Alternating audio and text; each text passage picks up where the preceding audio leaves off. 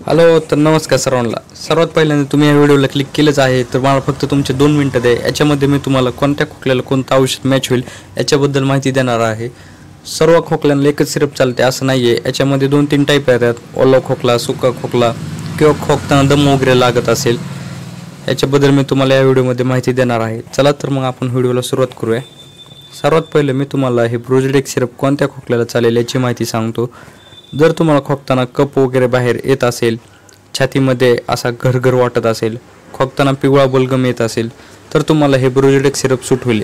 याच्यामधील टर्बुटालाइन हे श्वासन नलिका मोठे करते, त्याने श्वास घ्यायला आराम मिळतो. तर ब्रोमेक्झिन हे एक म्युकोलायटिक मेडिसिन आहे, हा घट्ट झालेला खोकला पातळ करते. आणि गॉम्फेन्सन हे जे पातळ खोकला झालेला असतो त्याला खोकल्याद्वारे बाहेर पडण्यास मदत करते. तर 4 नंबरचं औषध आहे मेंथॉल, जे खोकल्यामध्ये घशामध्ये खोको होते किंवा असं तुम्हाला इरिटेशन वाटत असेल जरा घशामध्ये, तर त्याला ते आराम देण्यास मदत करते व घशामध्ये थंडवा निर्माण करते.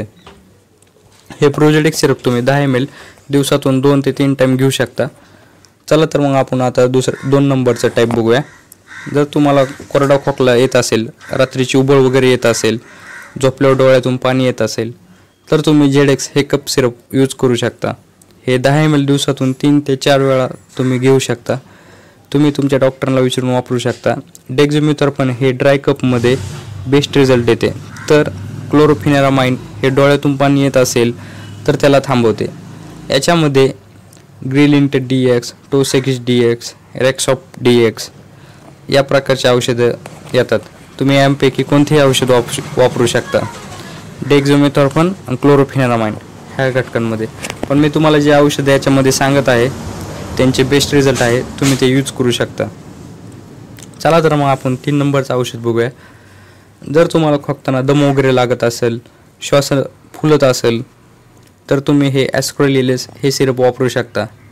हे 10 ml 2 ते 3 टाईम घ्यायचं आहे जेवल्यानंतर.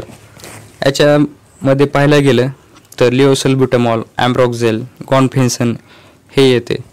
याचा साईड इफेक्ट पाहायला गेलं तर उलटी, मळमळ, चक्कर येणे, पोट खराब होणे असा आहे. वरील कोणतेही सिरप तुम्ही घेण्या अगोदर आधी तुमच्या डॉक्टरांचा सल्ला घ्यावा व हे सिरप तुम्ही घेतल्यानंतर अर्धा तास याच्यावर पाणी पिऊ नये. याने तुम्हाला बेस्ट रिझल्ट पाहायला मिळेल. हा व्हिडिओ तुम्हाला आवडला असेल तर व्हिडिओ लाईक व आपल्या चॅनलला सबस्क्राईब करा.